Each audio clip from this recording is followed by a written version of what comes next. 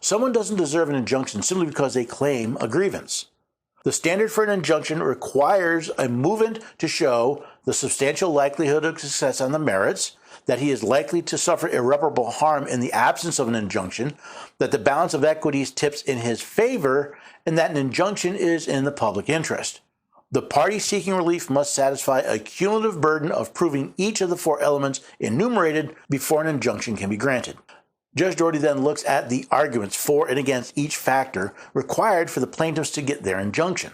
In short, the judge found that the plaintiffs are likely to succeed on the merits of their case.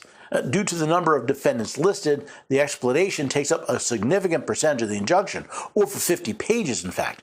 The judge also notes that, additionally, violations of the First Amendment constitutional right, even for a short period of time, is always irreparable injury.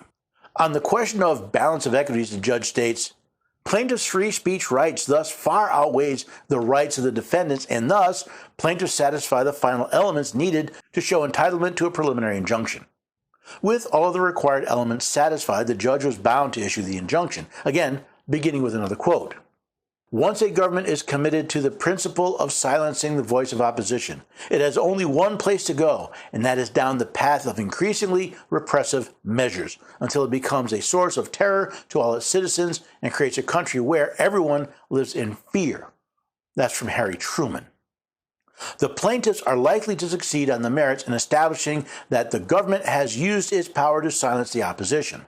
Opposition to COVID-19 vaccines, opposition to COVID-19 masking and lockdowns, opposition to the lab leak theory of COVID-19, opposition to the validity of the 2020 elections, opposition to President Biden's policies, statements that the Hunter Biden laptop story was true, and opposition to policies of the government officials in power.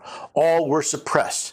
It is quite telling that each example or category of suppressed speech was conservative in nature. This targeted suppression of conservative ideas is a perfect example of viewpoint discrimination of political speech. American citizens have the right to engage in free debate about the significant issues affecting the country.